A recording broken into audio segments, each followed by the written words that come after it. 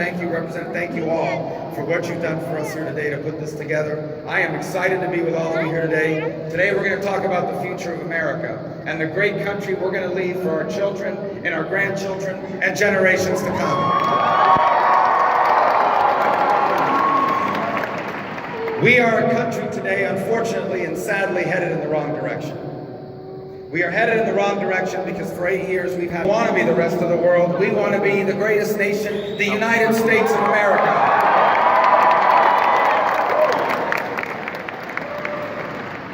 If we stay on the road Barack Obama has put us on, if we stay on this course, we will be the first Americans that leave our children worse off than ourselves. And that's why we can't lose this election. We can't lose this election because it means the next president of the United States could be Bernie Sanders. Bernie Sanders is a socialist.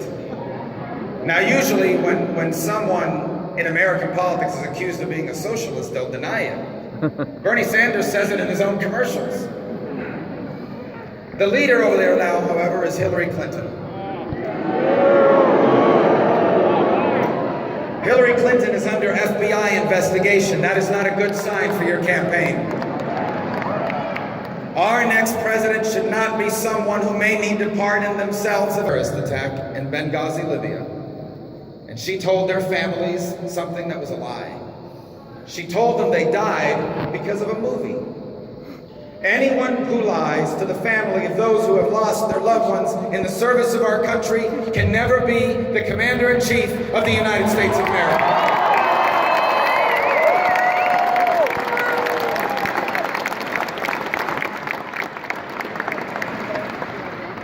And so we must ensure that in this election, told that we needed to be less conservative, that we were too conservative. That doesn't mean, by the way, we excommunicate people. We're a big party. We want to welcome in as many people as we can, even if we don't agree on 100% of the issues. But we must be the home of the limited government, constitutional, free enterprise, strong national defense movement, and strong value movement in America.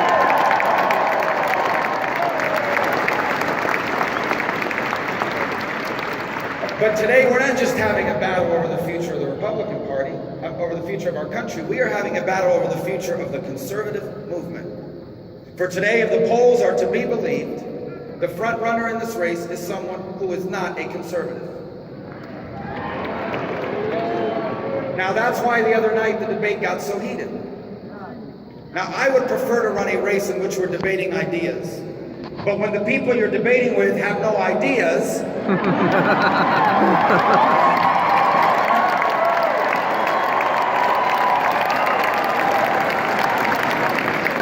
then it starts to change.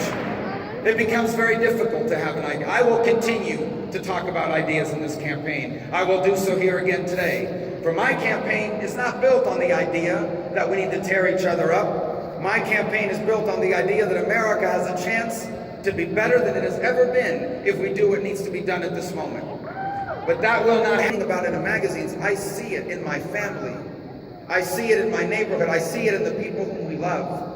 People who, by the way, are nurses, firefighters, police. Firefighters are here, good.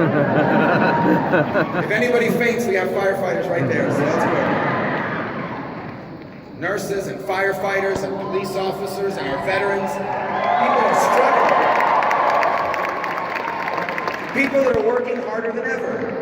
And they can't seem to get ahead. You feel like you're running in place. You've done everything they told you need to do to succeed. And it's like running into a brick wall. You can't get ahead. You keep reading about how other people are getting ahead, but you can't get ahead. And here comes Donald Trump, and he's exploiting that feeling in this country. He's exploiting it by telling people to vote for him because he's this phenomenal businessman. Now look, if I inherited $100 million, I would too be a phenomenal businessman. Instead, I would have put my money in the stock market, and if you would have put $100 million in the stock market in 1978, you would have more money than Warren Buffett does right now. I don't come from that kind of privilege.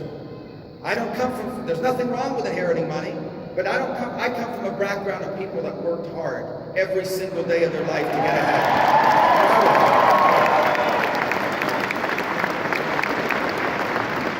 The New York Times wrote a story, or the Washington Post wrote this story about how when I was 18 years old, I went with a few friends of mine to a park to drink beer after hours, and they got a citation.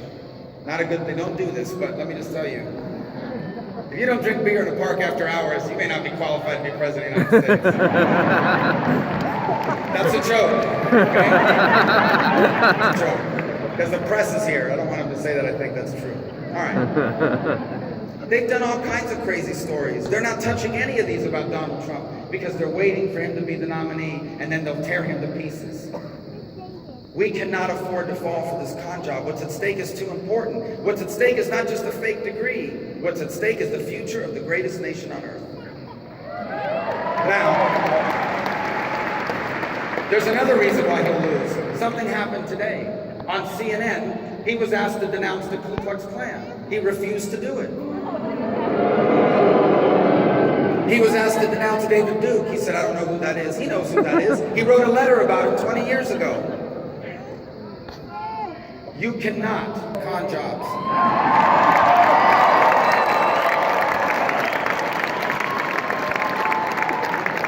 By the way, before I came out here, he was having a rally in Alabama. I didn't see it, but they just told me he was having a complete and total meltdown over the fact that we're talking about these things. We're going to talk about these things because the next president of the United States is going to have access to the nuclear code of the most powerful military on the planet.